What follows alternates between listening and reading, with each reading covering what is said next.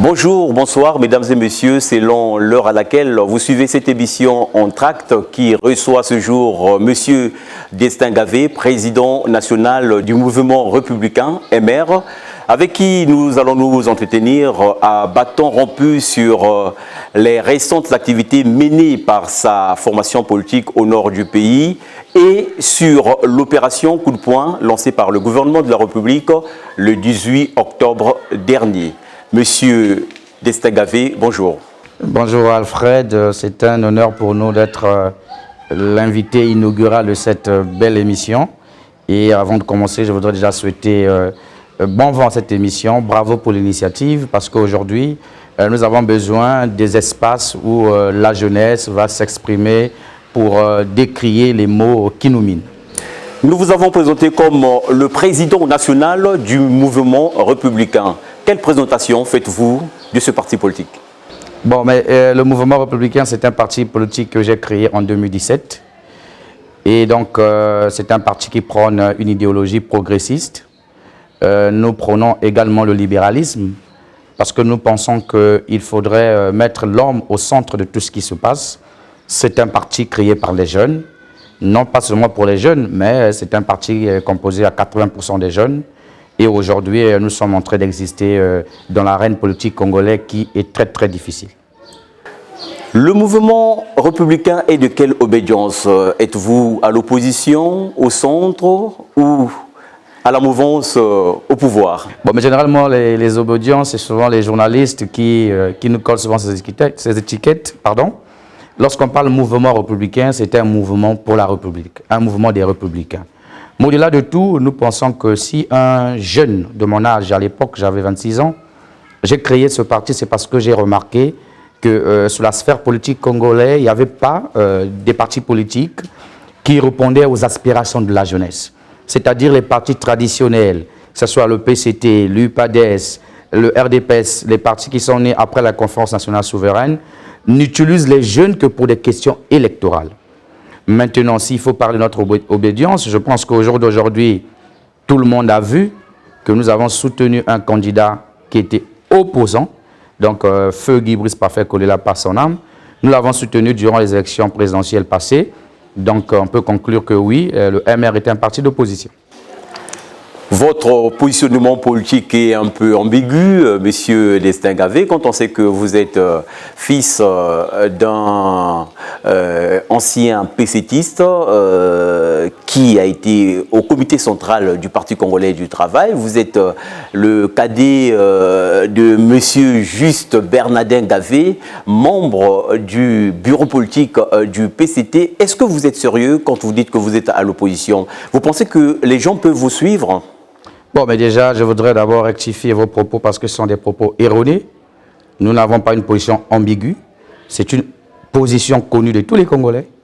Il faudrait qu'on puisse sortir un peu de cette sphère où, lorsque un membre d'une famille est dans un parti politique, lorsque le père, pas l'âme de mon père, qui était membre du comité central du PCT, il faudrait automatiquement que les enfants aussi puissent intégrer ces partis. Nous devons sortir de cette façon de penser.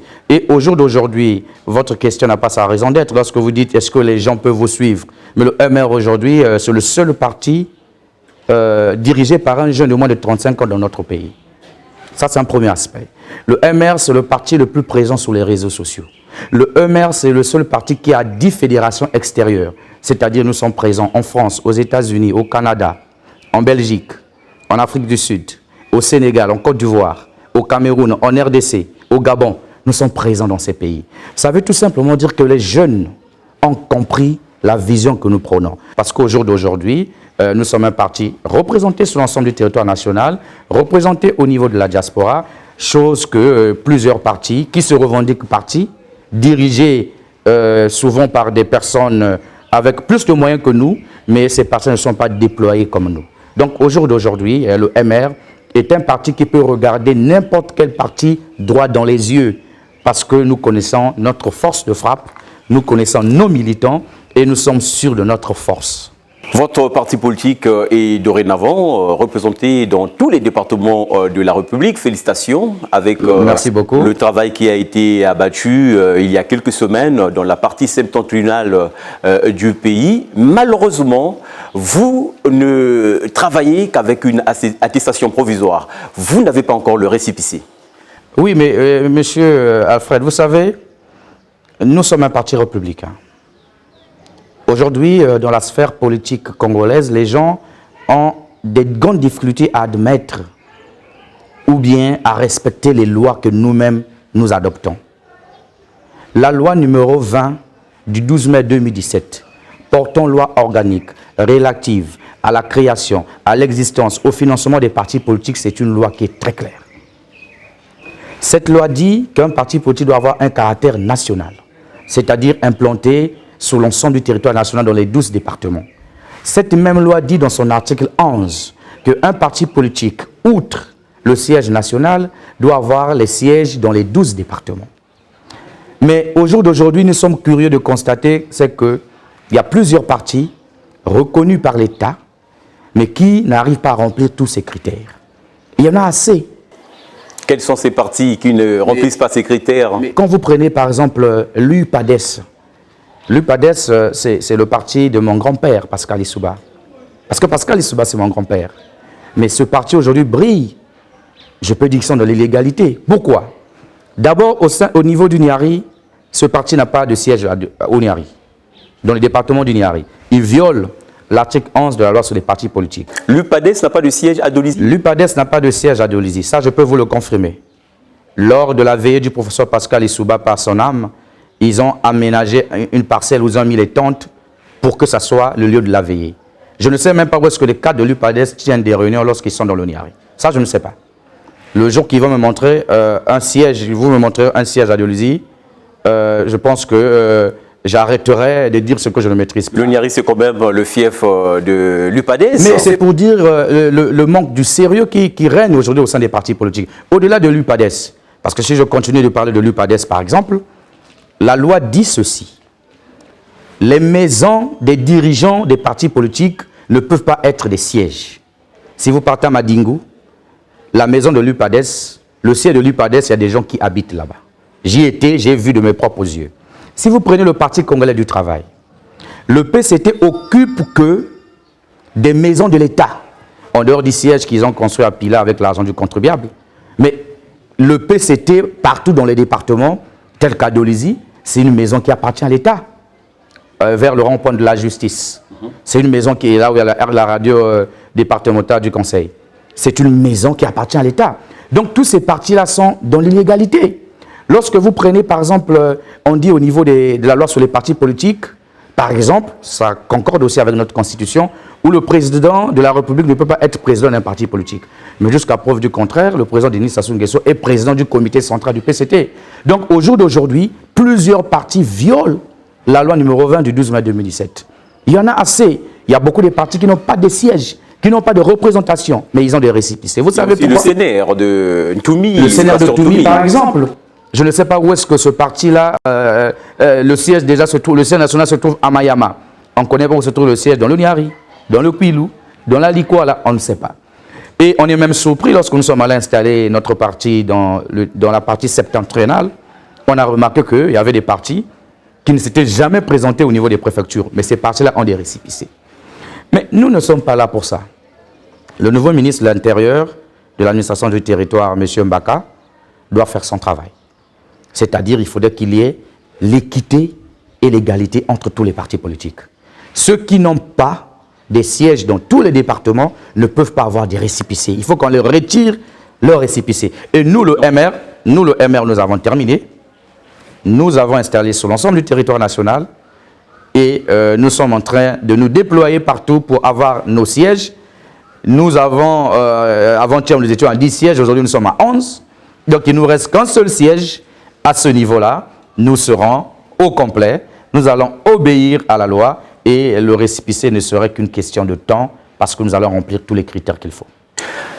La loi n'interdit pas ce qu'elle permet, mais vous avez évoqué les cas des partis politiques reconnus officiellement par le ministère de l'Intérieur, mais qui ne remplissent pas le critère que nous avons évoqué tout à l'heure, le critère de la représentativité nationale. Faut-il comprendre par là que la loi sur les partis politiques au Congo, Brazzaville, est flexible? Mais c'est une loi flexible, c'est une loi violée.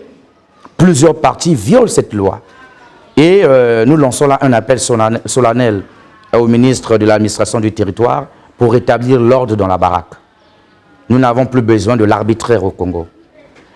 Si on acceptait la démocratie en 1991, la démocratie a ses règles qui doivent s'appliquer à tous les Congolais. Si un parti ne remplit pas les critères, on lui retire son récépissé. C'est simple. Nous avons vu plusieurs partis aujourd'hui qui ont perdu leur récépissé, à l'instar de l'UPC par exemple. Mais par contre, il y a des partis qui ne sont même pas... Le MUS, voilà, il y a plus... Bon, Madame Mounari a été rétablie. Repêchée. Peut-être, je ne sais pas, mais j'étais surpris de voir qu'elle a été repêchée. Peut-être qu'elle avait rempli les critères, ça je n'en sais rien. Mais je suis jamais partout où je suis passé parce que j'ai visité toutes les capitales départementales de notre République. Je vous assure que vous pouvez vous retrouver dans un département où il n'y a que 3-4 sièges des partis politiques, mais ces partis-là ont des récépissés. Par quel miracle? Parlons-en. Pourquoi vous pensez que le MUS de Mme Mounari a été restauré? Mais je ne sais pas, je n'ai pas compris, puisque notre ministère de l'administration du territoire ne prend pas le temps aussi de bien communiquer. Nous étions tous surpris à la veille de la concertation politique de Madingou, que son parti, qui a été retiré au même niveau que les autres partis, j'ai cité l'UPC par exemple, elle a été rétablie. On ne sait pas sur quels critères. Le ministère n'a pas communiqué là-dessus. Et nous aussi, le MR, ce n'est pas notre rôle d'aller fouiner là où il ne faut pas fouiner. Nous disons ce que nous observons, ce que nous remarquons. Les cas que nous avons cités, ce sont des cas qui sont réels, connus par les Congolais, mais l'administration ferme les yeux pour des intérêts que vous et moi ignorons. Le MR, c'est aussi ce parti politique qui a lié une entente avec UDH Yuki de feu Gibris Parfait Kolela. Dites-nous, parlez-nous un peu des contours de cette entente avec Pakou, comme on aimait bien l'appeler. Mais vous savez, lorsque je parle de Gibris Parfait Kolela, en même temps, j'ai vraiment mon cœur chagrine. Mais en même temps aussi, je suis très heureux parce que cet homme est mort avec les armes à la main. Il a dit sur son lit de mort de se battre pour le changement. Et nous continuons ce changement. Oui, nous avons décidé le 4 mars 2021 de signer un accord de gouvernement entre l'UDH Yuki et le mouvement républicain. Vous savez, Gibris Parfait Kolela est un aigle. Est un aigle. Et Gibris Parfait Kolela avait vu ce qui était dans le mouvement républicain. Parce que nous aussi, nous sommes des aigles. Et du coup, il a pensé qu'on devrait aller ensemble pour conquérir le pouvoir par les voies démocratiques. D'ailleurs, partout où nous sommes passés, nous avons reçu de la ferveur populaire. À Mosenjo, je voudrais en passant remercier cette population de la ville de Mosenjo qui ont répondu en milliers lors de ce meeting qui, pour moi, c'est un très beau souvenir parce que Gibris Parfait Kolela n'était finalement plus venu à Mosenjo, mais ils sont venus parce qu'ils étaient en face d'un fils de Mosenjo. Et pour le rappeler, mon père Jean-Bernard Gavé, c'est le premier maire de Mosenjo. Et donc, cette entente, c'était pour sauver notre pays. Parce que le Congo va mal. Qu'on le veuille ou non, les vrais démocrates savent que le Congo a un problème. Et le problème du Congo est connu. Le problème du Congo, c'est le PCT. Le PCT a pollué l'atmosphère politique de notre pays. Le PCT, par des méthodes non démocratiques, continue à asphyxier notre peuple. Mais nous pensons qu'à l'époque, avec Gibris Parfait Kolela et Jean-Jacques Serge Yombi Opango, qu'il était question de former un véritable bloc patriotique pour faire barrage au Parti congolais du travail. Malheureusement, Gibris Parfait Kolela est mort, pour moi je dis, durant la procédure électorale, voilà, durant le processus électoral, parce que quand on parle de la fin du premier tour, c'est juste la proclamation des résultats. Aucun juriste ne va me convaincre que le premier tour s'arrête le jour qu'on clôture les bureaux de vote. Non, le premier tour s'arrête le jour qu'on publie les résultats. Et donc, Guy Brice Kola est mort avant la publication des résultats. Normalement, dans un pays sérieux, on devait annuler l'élection de 2021. Malheureusement, la Cour constitutionnelle a pensé autrement. Nous l'acceptons. Nous sommes des républicains. La vie continue. Et nous allons continuer à nous battre pour que la démocratie triomphe un jour dans notre pays. Parce que, pour finir, il y a eu un rapport qui a été publié par Global Gateway, qui était une ONG américaine, où on a dit que le régime de Brazzaville était un régime autoritaire. Donc nous ne sommes pas dans la démocratie, nous ne sommes même pas un régime hybride, mais nous sommes un régime autoritaire. Nous voulons un jour que nous ayons un régime démocratique. Destin Gavé, vous êtes responsable de vos propos. Mesdames et messieurs, vous suivez l'émission Entracte qui va aborder sa deuxième manche avec l'opération au coup de poing.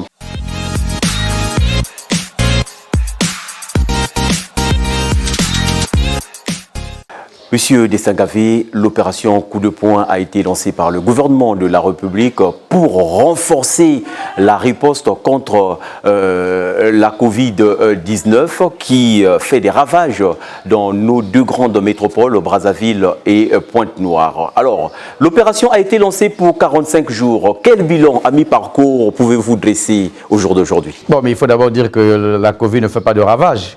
Parce que jusqu'à aujourd'hui, nous avons enregistré moins de 350 morts, contrairement à ce que l'OMS avait prédit, que l'Afrique sera l'hécatombe. Donc la Covid-19 ne fait pas de ravages au Congo. Nous avons vu dans des pays où il y a eu des centaines de morts tous les jours. Mais l'opération coup de poing, déjà c'est une communication piètre. Lorsqu'on dénomme une opération coup de poing, j'ai toujours posé cette question à tous les journalistes qui me posent la question. Coup de poing contre qui? Contre la maladie ou bien contre le peuple? Vous savez... On dit toujours que le coronavirus était un ennemi invisible. Non, mais ennemi... Non. S'il y a état d'urgence, ça veut dire qu'il y a gravité. Nous sommes en situation de guerre. Il y a combien de pays au monde entier où il y a encore l'état d'urgence sanitaire? Même en République démocratique du Congo où ils ont eu plus de cas que nous. Ils n'ont plus le couvre-feu là-bas, par exemple. Vous savez, il ne faudrait pas que l'on justifie l'incompétence de diriger une nation avec des mesures qui empêchent les libertés fondamentales. Au jour d'aujourd'hui, l'opération coup de poing est un fiasco. Pour moi, c'est un non-événement. Quand vous vous baladez dans les rues de Pointe-Noire, les gens ne portent plus les masques. Mais dans cette opération, on a dit qu'il faut que les gens portent les masques, il faut qu'il y ait des distances. Regardez les mal à l'aise, c'est toujours plein. Mon cher ami, il ne faudrait pas qu'on blague avec les Congolais. Nous sommes un peuple calme. Mais il ne faudrait pas qu'un jour on cherche la goutte qui va faire déborder le pot. Attention. Moi, je pense qu'au jour d'aujourd'hui, lorsqu'on parle de la vaccination obligatoire, nous avons 7% des Congolais qui sont vaccinés. Et on nous dit d'ici le 1er décembre, si vous ne présentez pas un certificat de vaccination, vous n'aurez pas droit à voyager, à circuler, etc. Quand vous dites vaccination obligatoire, c'est un peu exagéré. Mais mais quand on dit obligatoire... Écoutez, il y a le test PCR. Non, mais le test PCR, si on parle du test PCR, pourquoi c'est à 40 000 alors qu'avant c'était à 20 000 francs? Tout cela, c'est pour contraindre la population à se faire vacciner. Mais nous ne sommes pas contre la vaccination. Nous sommes contre la vaccination obligatoire. Vous savez, chacun de nous est libre de son corps d'abord. On ne peut pas inculquer une substance dont on ne connaît pas la nature. Des vaccins qui sont encore en phase expérimentale. Et obliger cela à la population. Non, c'est une mauvaise façon de faire. Le véritable échec de l'opération coup de poing, c'est au niveau de la communication. Lorsqu'on prend un conseiller du préfet, par exemple, qui devient sous-coordonnateur de la cellule de la communication, pourquoi on met le journaliste de côté? Le travail de la communication, c'est un travail des journalistes. Est-ce qu'on a sensibilisé les médias? Vous êtes un média privé, par exemple. Est-ce qu'on vous a sensibilisé pour vous donner les moyens qu'il faut pour une communication adaptée pour la Covid-19? Lorsqu'on voit des ministres, Thierry Mungala les uns, il va à Télé Congo pour aller faire ses mativues, pour aller contrôler l'authenticité des tests PCR et des certificats de vaccination. Est-ce que c'est son travail? Le problème du Congo, c'est qu'on prend n'importe qui pour faire n'importe quoi. Le problème du coronavirus, c'est un problème technique. C'est un problème de santé publique. On ne peut pas mélanger la santé publique avec la politique. Le Premier ministre pense que le coup de poing, qu'est-ce que ça devait changer? Mais c'est un échec aujourd'hui. Combien de gens ont été vaccinés depuis le début? On va poursuivre. Combien de temps? Vous allez continuer à nous dire. Mais attends, s'il vous plaît. Mais je n'aimerais pas qu'on passe pieds joints sur quelque chose de très important que vous avez évoqué. Vous dites qu'on ne peut pas inoculer une substance dont on ne connaît pas la teneur dans les organismes. Est-ce que vous en avez des preuves? Vous pensez que la commission de riposte n'est pas constituée des experts capables de dire que tel produit n'est pas bon pour la santé des Congolais? Nous avons comme des laboratoires au Congo pour tester la fiabilité d'un vaccin. Mon ami, nous connaissons notre pays. Nous connaissons le Congo, nous connaissons les maux qui minent le Congo. Même dans les pays développés, ces vaccins-là sont remis en cause. Je ne dis pas que le vaccin n'est pas une solution. Mais moi, je suis contre le fait qu'on oblige à tout le monde de se faire vacciner. Ce n'est pas tous les vaccins qui sont remis en cause. Bon, Sinopharm, par exemple, est toujours admis. Oui, mais le problème, c'est qu'il y a des variants. On a découvert, par exemple, un variant congolais. Quel est le vaccin adapté au variant congolais? Donnez-moi la réponse. Un autre fait, on ne tient pas compte de la comorbidité, c'est-à-dire des personnes qui drainent en eux des maladies graves et chroniques. Pour quelqu'un qui est diabétique, quel est le vaccin adapté pour un diabétique? Quel est le vaccin adapté pour un hypertendu? Quel est le vaccin adapté pour une femme enceinte? Quel est le vaccin adapté pour une femme qui allaite? Ce sont des questions qui sont résolues autour d'une véritable commission technique composée des experts. Nous avons combien des experts en santé publique au Congo? Les experts nous laissent entendre que tous les vaccins peuvent être injectés à toutes ces personnes que vous venez de citer, pourvu qu'il y ait des examens au préalable. Est-ce que lorsqu'on décide de vacciner les Congolais, est-ce qu'on a adopté le système de faire le bilan général? C'est ça le grand problème. On ne peut pas prendre des mesures, on ne peut pas décider de quelque chose si vous ne remplissez pas les conditions. L'État congolais ne remplit pas ces conditions. Ce sont des conditions adaptées pour des pays occidentaux.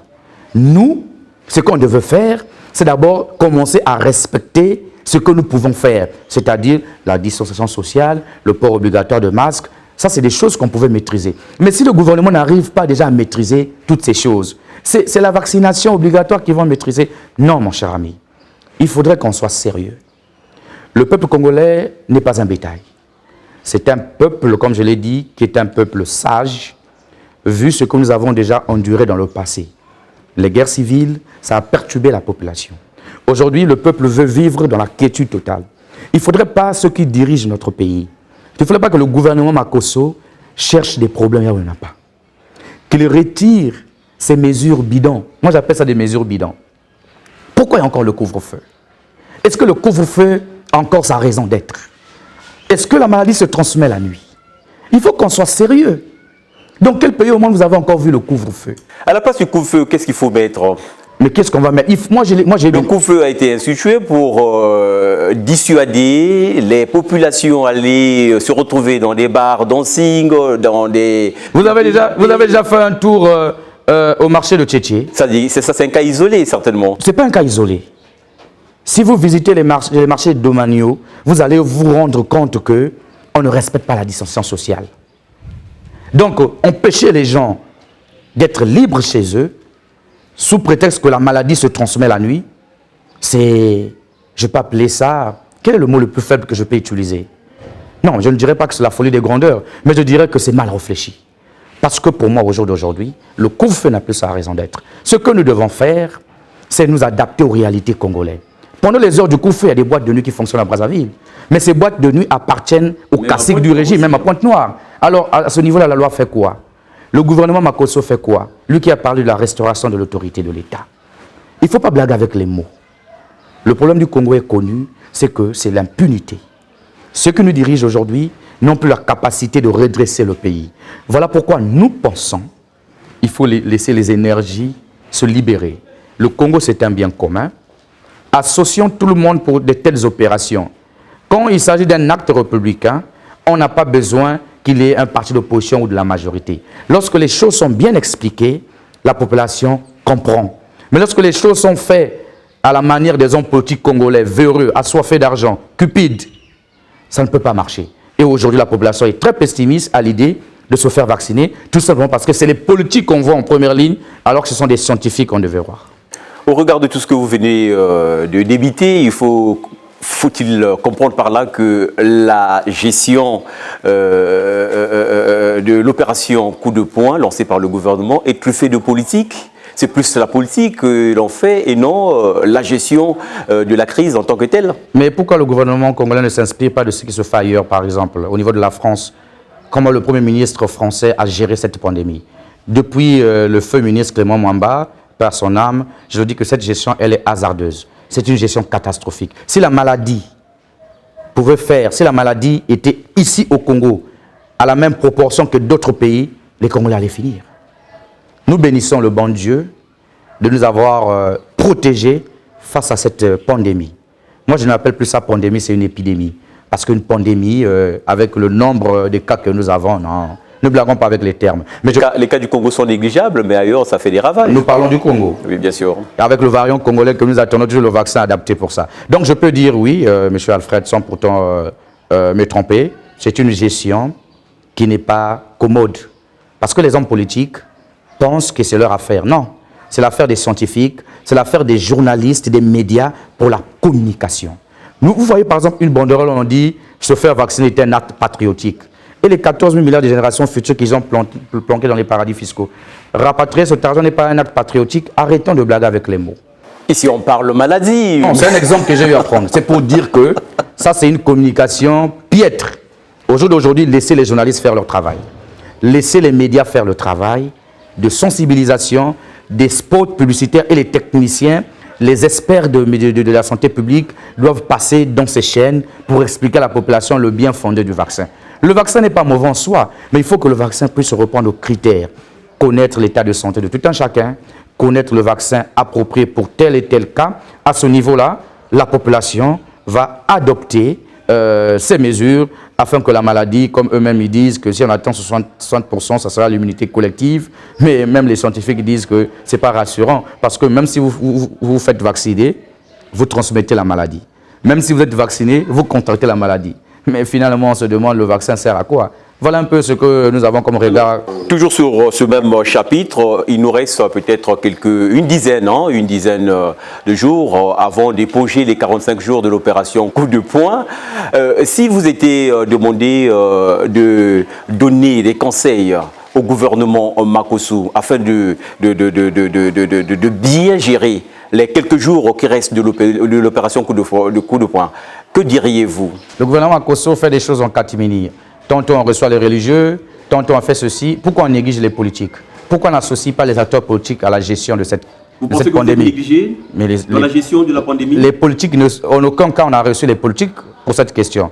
Je ne veux pas qu'on puisse recevoir le MR tout simplement, mais je pense qu'aujourd'hui, au sein de la classe politique, il y a des acteurs politiques aujourd'hui qui sont crédibles vis-à-vis de l'opinion. Lorsqu'ils donnent un avis, la population peut comprendre. Il faut associer tout le monde, pas seulement les religieux. Il faut associer la société civile aussi. Il faudrait que des décisions qui doivent être prises soient conformes à la réalité congolaise. Il ne faudrait pas prendre ce qui s'est fait en France pour amener ça ici au Congo. C'est aberrant. Il faudrait tenir compte de notre réalité. Le peuple congolais est un peuple qui souffre, c'est un peuple qui est habitué à vivre dans la communauté parce que je ne peux pas avoir à manger aujourd'hui, je dois aller chez le voisin, lui il peut m'avoir à manger. Mais lorsqu'on oblige cette population, on contraint cette population à la misère, à la souffrance et on lui impose un certain nombre de mesures, je pense que c'est une aberration. Monsieur Destin-Gavé, tout en vous disant merci, je vous prie de bien vouloir conclure cette émission. En tout cas, c'est un plaisir pour nous de voir de telles initiatives. On a besoin que les Congolais se parlent. On a besoin que les acteurs politiques arrivent à vendre leurs projets de société, vendre leurs idées. Le Congo est uni et indivisible. Nous ne sommes pas ennemis avec ceux qui sont de l'autre côté. Nous ne sommes pas non plus amis. La seule chose que nous voulons, c'est que les points de vue des uns et des autres soient respectés. Et je demande au peuple congolais de continuer à croire. Vous savez, le peuple d'Israël a souffert pendant 430 ans en Égypte. Mais lorsque le son de la cloche avait sonné, ce peuple a été libéré par Moïse. Et je pense qu'un jour, notre peuple aussi sera libéré. Ce peuple qui souffre, qui manque d'eau, qui manque d'électricité, qui manque des conditions sanitaires adéquates, les jeunes qui manquent d'emploi, un jour ça prendra fin. Parce que nous croyons à un Dieu qui est souverain et qui va restaurer les choses dans notre pays. Voilà mon dernier mot. Une fois encore, merci Destin-Gavé. Mesdames et messieurs, c'était Entracte. Merci de l'avoir suivi. Au revoir et à un prochain numéro.